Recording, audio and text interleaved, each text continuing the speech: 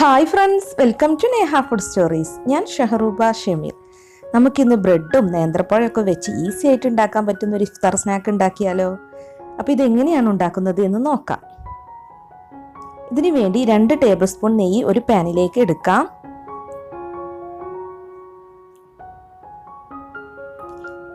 നെയ്യ് ഇവിടെ മെൽറ്റ് ആയിട്ടുണ്ട്. ഇനി ഇതിലേക്ക് വലിയൊരു നേന്ത്രപ്പഴം ചെറിയതായിട്ട് കട്ട് ചെയ്തതാണ് ഞാൻ എടുത്തിട്ടുള്ളത്. അപ്പോൾ ഇനിയിപ്പോൾ ചെറിയ ബനാനയാണെങ്കിൽ 2 എണ്ണം ഒക്കെ എടുക്കാം കേട്ടോ. 1/2 കപ്പ് തേങ്ങ ചിരുവിയത് കൂടി നമുക്കിതിലേക്ക് ചേർത്ത് കൊടുക്കണം. ഇനി ഇതൊന്ന് മിക്സ് ചെയ്ത് കൊടുക്കാം.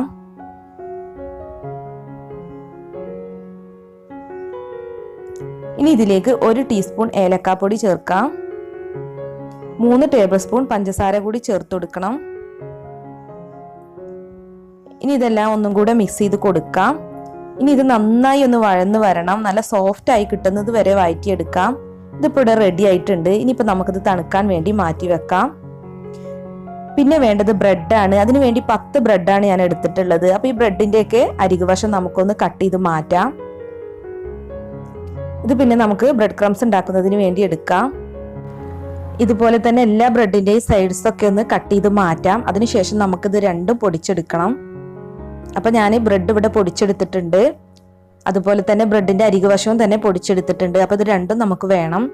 അപ്പോൾ ഇനി വലിയൊരു ബൗളിലേക്ക് നമ്മൾ വഴറ്റി വെച്ചിട്ടുള്ള നേന്ത്രപ്പഴം മിക്സ് ചേർത്ത് കൊടുക്കാം. ഇനി ഇതിലേക്ക് പൊടിച്ചു വെച്ചിട്ടുള്ള ബ്രെഡ് ചേർത്ത് കൊടുക്കാം.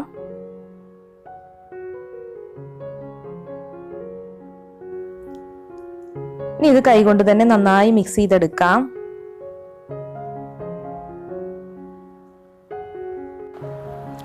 ഇനിയിപ്പോൾ ഇതിൽ നിന്ന് കുറച്ചെടുക്കുക. എന്നിട്ട് നമുക്ക് ഏത് ഷേപ്പിലാണോ വേണ്ടത് ആ ഷേപ്പിലാക്കി എടുത്താൽ മതി. ഞാനിപ്പോൾ സിലിണ്ടറിക്കൽ ടൈപ്പിലാണ് ഇവിടെ ഉണ്ടാക്കിയെടുക്കുന്നത്. നമുക്ക് കട്ട്ലറ്റിൻ്റെ ഷേപ്പിലോ അല്ലെങ്കിൽ ബോൾസിൻ്റെ ഷേപ്പിലോ ഒക്കെ ആക്കിയെടുക്കാൻ പറ്റും. ഇത്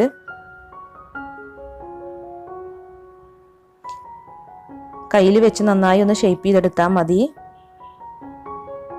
അപ്പം ഞാനിപ്പോൾ ഈ ഒരു ഷേപ്പിലാണ് ഉണ്ടാക്കിയിട്ടുള്ളത്. ഇതുപോലെ തന്നെ എല്ലാം ചെയ്തെടുക്കാം. അപ്പം ഞാൻ ഇത്രയും ചെയ്തെടുത്തിട്ടുണ്ട്. ഇനിയിപ്പോൾ നമുക്കിതൊന്ന് ഫ്രൈ ചെയ്തെടുക്കണം. അപ്പോൾ അതിന് വേണ്ടി ഒരു ബൗളിലേക്ക് ഒരു മുട്ട പൊട്ടിച്ചെടുക്കാം. ഇനി ഇതിലേക്ക് 2 ടേബിൾ സ്പൂൺ പാൽ കൂടി ചേർക്കാം. അപ്പോൾ ഈ പാൽ ചേർക്കണം എന്ന് നിർബന്ധമൊന്നുമില്ല കേട്ടോ. മുട്ട മാത്രം എടുത്താലും മതി. ഇനി ഇത് നന്നായി ഒന്ന് ബീറ്റ് ചെയ്തെടുക്കാം.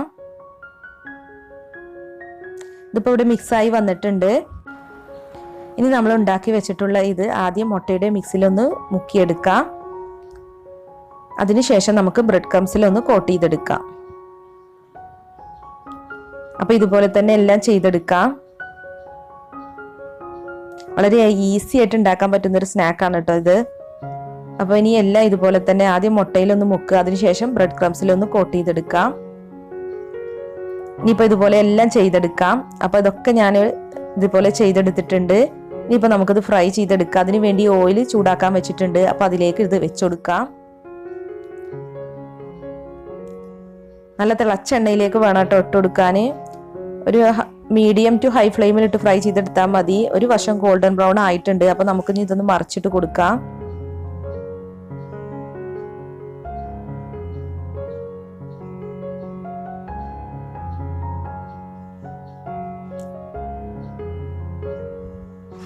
അപ്പോൾ ഇതിപ്പോൾ നന്നായി ഫ്രൈ ആയി വന്നിട്ടുണ്ട്. ഇനിയിപ്പോൾ നമുക്കിത് എണ്ണയിൽ നിന്ന് മാറ്റാം.